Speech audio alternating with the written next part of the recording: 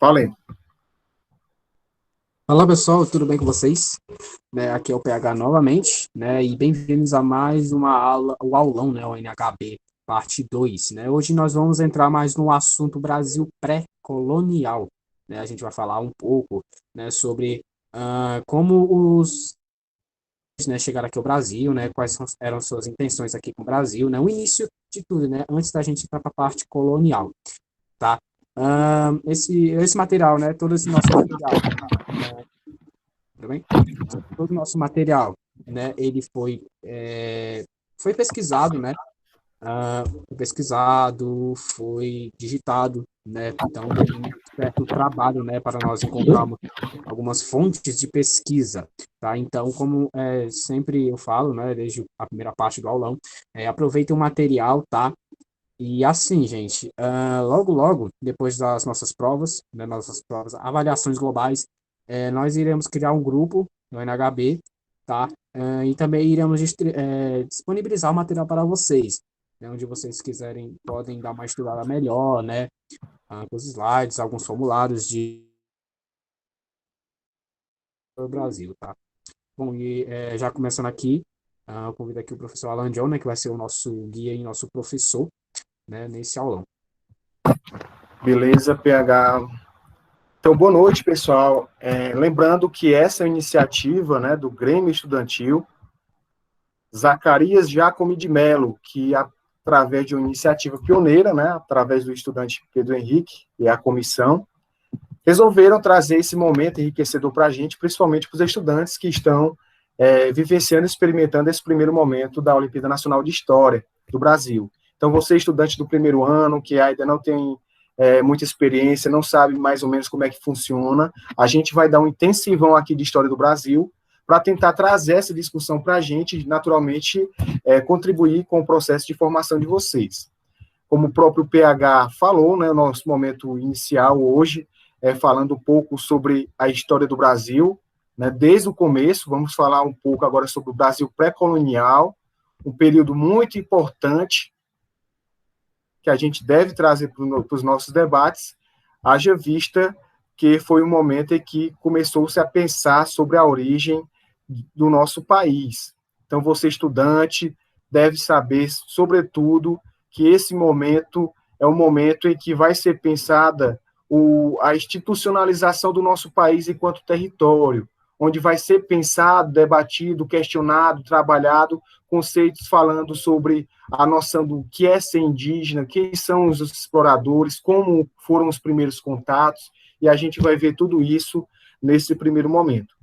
Beleza, pessoal?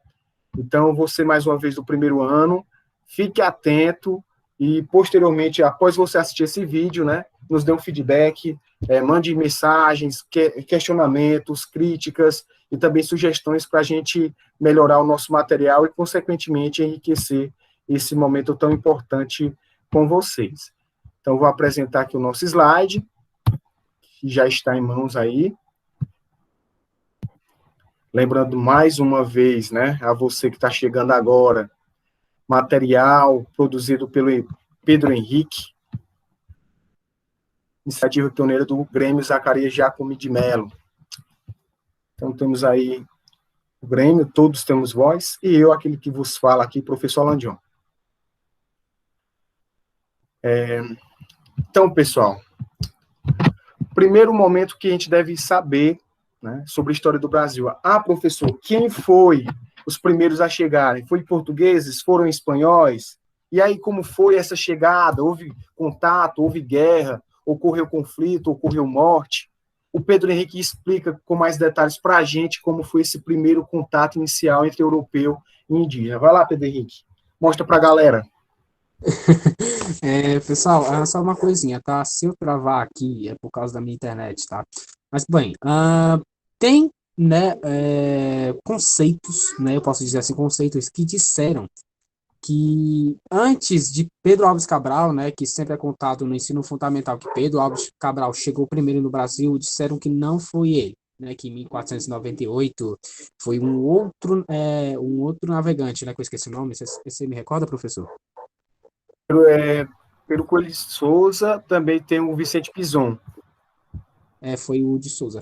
Eles chegaram em 1498, né, e já tinham um mapa, posso dizer, um mapa mental, né, que já existia o Brasil. Mas outros relatos disseram que em 1400, né, se não me engano foi em 1400, Cristóvão Colombo chegou nas Américas, né, e descobriu a América, né, e já sabia que o Brasil existia, né. Muitas pessoas diziam que a coroa portuguesa queria deixar isso em segredo, né, para os europeus também não pegaram o território que, né, entre parênteses, era deles, né, que foi logo repartido com os espanhóis, né, pelo Tratado de Tordesilhas. Mas eu vou contar a versão, né, mais aceita, né, que foi a de Pedro Álvares Cabral, né, que chegou em 1500. Quando ele chegou, para falar a verdade, ele queria ir para as Índias, né? Por quê? Porque antes disso, eles tinham um caminho pela Europa que ia pelas Índias, né?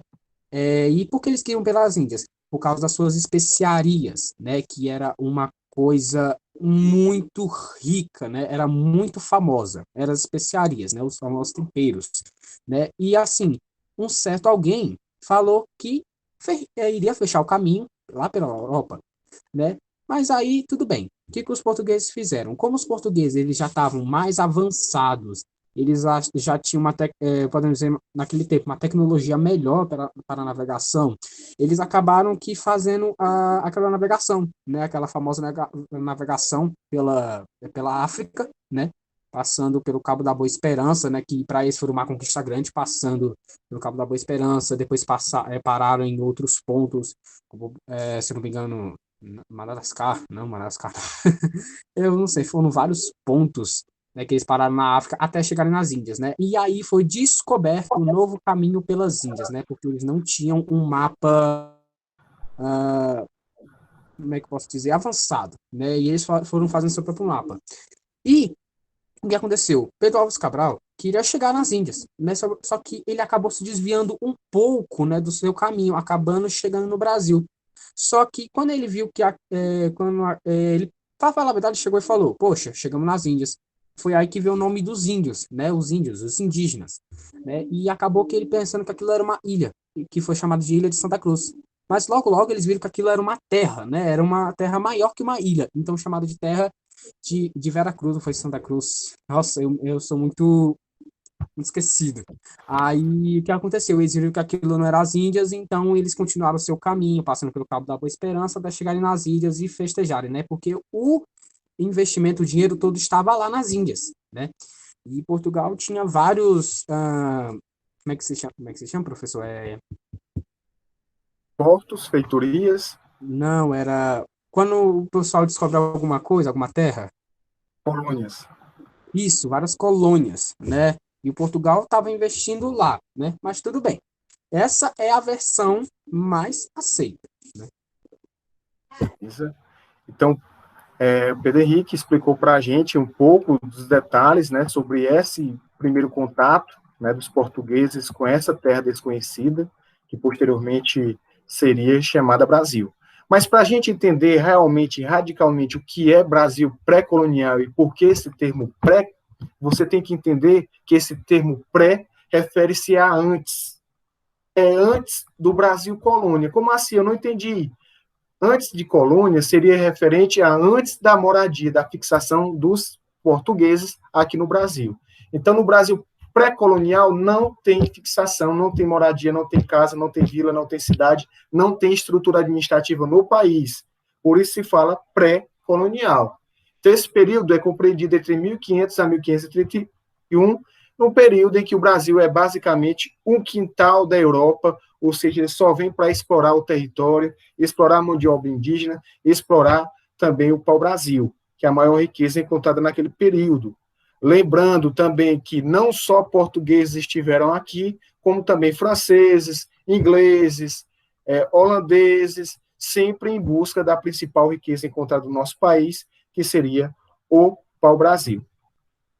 Como vocês podem perceber aí, não era o objetivo inicial dos portugueses chegarem ao país, mas devido a mudanças de trajetória durante a navegação, acabando desembarcando no litoral baiano. Lembrando que o termo Bahia, né, na verdade, seria Bahia sem o H.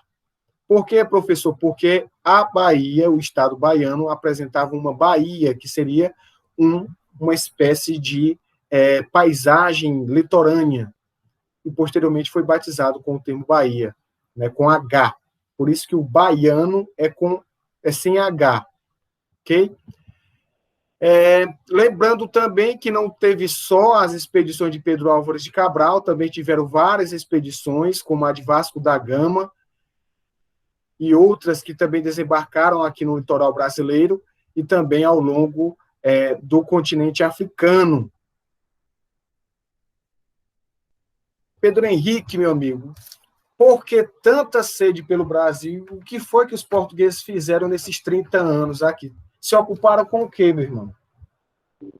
Bom, no momento, como disse, né, logo no início, eles viram que aquilo era o Brasil, né? Ah, legal, cheguei aqui no Brasil, mas aqui na Índia, é pra lá, meu filho, é lá pra lá. Aí tá bom, o que que eu vou fazer aqui? Nossa, ei, meu rei, eu vou fazer só uma encenação aqui, tá? Ei, meu rei, eu descobri uma terra ali, ó, chamada Brasil, que os índios chamam. E pois vá lá verificar ali pra mim, por favor, né? Uma verificadinha não importa, não faz mal. Nossa, uma árvore aqui gigante, de tinta vermelha que pode ser usada para muitos utensílios, né? Ah, mas meu patrão, como é que nós vamos cortar, sendo que não temos muitos homens, né? Eu vou chegar aqui nos índios, né, e perguntar para eles se eles querem trabalho. Beleza, eu vou dar aqui para ele, né, umas ferramentas e vou mandar eles cortarem o pau-brasil, né? Porque de lá tirava uma tinta que na imagem você parece que é sangue, né? Mas uma tinta maravilhosa, né? Que hoje em dia não se encontra mais, né? Porque no início, na história mais aceita, eles queriam encontrar ouro, né? Se tivesse aqui no Brasil, logo de início, ouro, diamante, né? Essas coisas preciosas, eles, né, pegariam. Mas como viram que a única coisa que para eles, logo de cara, já era uma riqueza, era o pau-brasil, né? Porque era onde se encontrava mais no litoral, pelo que eu saiba, pelo pau-brasil. Então, era por isso que os portugueses queriam tanto vir para cá, né? Para o Brasil, né? Depois que descobriram isso. Né? Aí depois chegaram os franceses, né? Aí veio aquela guerra toda, né? Mas isso é para outro ponto. Então, como o Pedro Henrique falou, o pau-brasil era a principal riqueza cobiçada do país. Naturalmente, por os portugueses não serem muito fãs do trabalho, eles perceberam que aquela população que não tinha muita maldade, que tinha uma cultura própria, seria sim uma forte mão de obra para serem exploradas durante o transporte e também a locomoção das grandes histórias de pau-brasil. Então, o português pensou: eu tenho que ser amigo dessa galera, eu tenho que incentivar essa galera a trabalhar para mim. Mas como é que eu vou incentivar esse pessoal sem guerra, sem conflito? Eles começaram a desenvolver uma técnica chamada escambo, que seria a troca de mercadorias por trabalho. Portugueses entregavam machadinhas, espelhos, pentes, perfumes e outros utensílios que não era de conhecimento dos indígenas, para, naturalmente, incentivá-los a trabalhar para eles, carregando essas grandes toras de madeira. Então, lembrando que o pau-brasil tinha grande importância devido à riqueza e ao porte da sua madeira, como também à grande presença de uma tinta vermelha, que era muito utilizada principalmente na indústria de movelaria daquele período. Então, é justamente esses fatores que vão fazer com que o Brasil, durante 30 anos, seja basicamente um território onde os portugueses vêm, exploram, tiram da terra, exploram os indígenas, exploram a nossa mata e levam para a Europa. Tá aí os detalhes do pau-brasil. Lembrando também que, a partir do momento em que os portugueses desenvolveram essa parceria, né, não houve conflito inicialmente com os indígenas, e quando eles chegavam com essas grandes toras de madeira na Europa, começou a incentivar a inveja de outras nações, entre elas a França. E é justamente os franceses que vêm para cá, para o Brasil, gerando conflitos, guerras, como uma guerra envolvendo portugueses e franceses. E isso vai fazer com que muitas manchas de sangue, né, perpassem toda essa história desse período, né?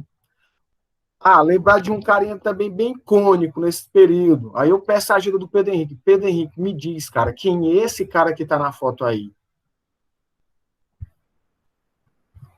Professor, não está vendo porque está aqui travando um pouco. Beleza. Então, assim, Pedro Henrique, quem é esse cara que está nessa imagem aí? Qual a importância dele para compreender o Brasil pré-colonial? O que foi que esse cara fez de tão importante? Está falando de Pero Vaz de Caminha? Isso. Bom, Pero Vaz de Caminha era um repórter daquela época, né? Ele escreveu várias cartas, ele escreveu vários relatos. Eu acho que se não fosse ele, eu acho que se não fosse a base jornalística, que eu posso chamar assim dele, né? Se não fosse seus relatos, se não fosse tudo que ele escreveu, né? A gente não teria uma base, a gente não teria nem um terço da história do Brasil, né? Ele relata muito a chegada dos portugueses ao Brasil e relata como os indígenas eram, como eles se comportavam, o que, que os portugueses fizeram, né? E, cara, ele foi o cara, tá ligado? Se não fosse ele, eu acho que não sabia nem como os índios eram naquela época, né? Não sabiam nem como que eram a religião deles, não sabiam nem como era a cultura deles, né? Então, tem um relato que eu me lembro de Pero Vaz de Caminha, que ele diz que quando chegou, acho que foi quando chegou no Brasil, que ele tinha uma galinha, e os índios não sabiam que era uma galinha, né? E essas coisas. E eles se assustaram quando chegaram perto da galinha, né? Porque sabe como é que é a galinha quando ela vê pessoas estranhas, né? Que nunca viu. Ela é agressiva, né? Então, foi um cara que eu acho que eu admiro muito. Muito Caminha. bem. Então, o Pedro Henrique falou sobre Pero Vaz de Caminha, como podemos ver na imagem aí, ele veio com a armada, né, de Pedro Álvares de Cabral, e ele vai ser o responsável por descrever esse território, seja a mata, seja o mar, seja a experiência da navegação, seja o contato com os indígenas, sejam as riquezas encontradas, seja uma descrição do território. Então, Pero Vaz de Caminha é basicamente o responsável pela constituição do que seria chamada a Carta de Batismo do Brasil. Professor, o que é que ele escreve na sua carta? Como vocês podem ver aí, ó. Chegada de Cabral, fauna, flora, diz que os indígenas não têm lei, rei nem fé, que eles são pacíficos e harmônicos. Você, estudante da ONHB, tem que botar isso na sua cabeça. Primeiro contato com indígenas europeus é harmônica. A partir do momento que os indígenas, que os europeus acham que dominaram os indígenas, eles começam a escravizá-los. Mas os contatos iniciais são pacíficos. Lembrando também que isso vai trazer um grande problema para o Brasil, que é a concorrência de outras expedições. Vem Cabral, beleza, mas vai vir outras pessoas também para explorar o Brasil economicamente. Inclusive, vem também expedições de outras nações tentar invadir o país. Quem são os responsáveis por essas expedições? Temos aí Gaspar de Lemos, responsável, né, por conquistar territórios onde hoje seria o estado de São Paulo, conhecer também um pouco sobre o interior da Bahia, o Rio São Francisco. Gonçalo Coelho, que vai, no caso, enviar navios anualmente para conhecer um pouco do litoral brasileiro, e também Cristóvão Jacques, que seria uma ameaça francesa no nosso território, seria a presença francesa no nosso território. Lembrando que Brasil pré-colonial não tem cidade, não tem vila, não tem governo. Essa realidade vai mudar com Martim Afonso de Souza. Quem foi Martim Afonso de Souza, Pedro Henrique? Senhor, só poderia repetir a pergunta, por favor? Quem seria Martim Afonso de Souza? Por que ele é importante? Rapaz, aí, só um minuto.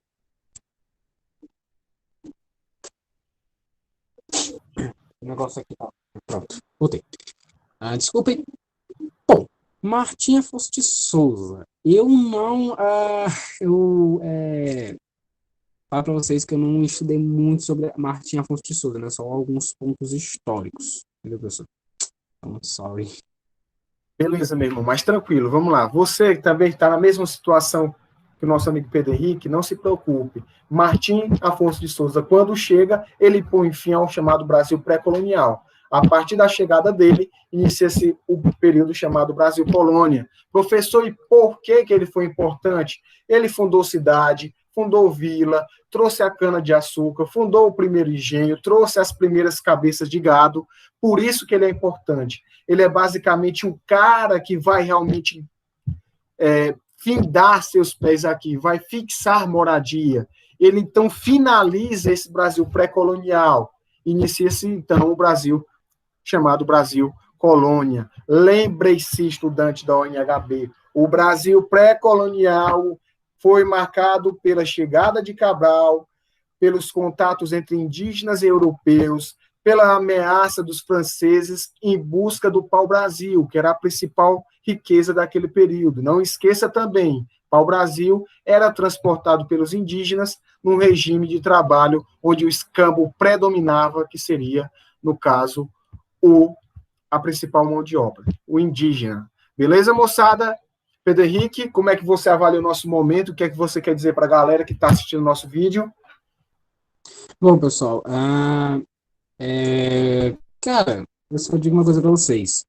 Se vocês quiserem, né, eu não estou falando que é importante, né, que é fundamental, né, mas assim, se vocês quiserem qualquer ajuda, né, na verdade é fundamental, né, se vocês quiserem minha ajuda do professor, nós vamos estar lá, né, não nessa semana, semana que vem, né, porque aí os estudos vão ficar melhores, né, por causa que essa semana é avaliação, né, e como eu disse antes, vai ficar um pouco difícil, né, com prova, né, e o NHB vai ficar um pouco mais complicado.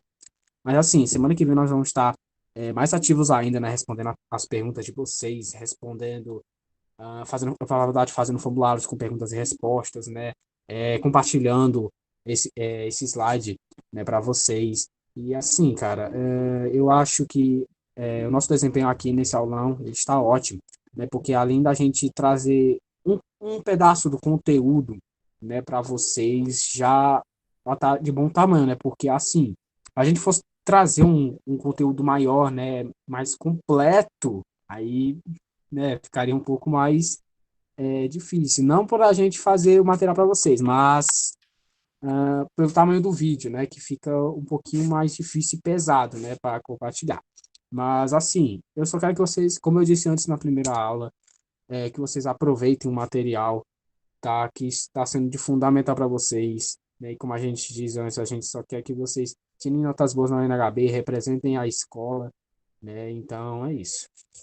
Beleza, Pedro Henrique. Então, moçada, esse material em breve estará disponível para vocês. Tem um link super bacana lá de um vídeo bacana resumindo tudo e também tem um mapinha mental tradicional para a gente fixar conteúdo. Ao assistir o vídeo, deixe lá seu comentário, escreva sugestões, faça suas críticas, opine, que a gente vai sempre estar ouvindo vocês incrementando o nosso vídeo. Beleza, moçada? Então, forte abraço para todos que assistiram ao nosso vídeo. Em breve voltaremos trazendo um pouquinho de história do Brasil com Brasil Colônia. Pedro Henrique, suas saudações finais. Valeu, moçada. Até o próximo vídeo, tá? Não se esqueça de se inscrever no canal, deixar o seu like, tá? E compartilhar, né, para os seus coleguinhas, né, dos seus amigos da escola, né, GWA, né, porque tem gente que não tá inscrito no canal, né, e não custa nada você compartilhar e falar: ei, lançou um vídeo novozinho ali no canal, do Valdemar, sobre a Aulina HB, vai lá ver. Pronto, material completinho ali para você. Completo não, né? Resumido. Mas é importante, né? Você tá compartilhando, né? Você já deixar aqui seu likezinho, inscrever no canal, né? E é isso aí, galera. Vamos estudar, né? E até a próxima. Beleza, moçada. Tchau, tchau.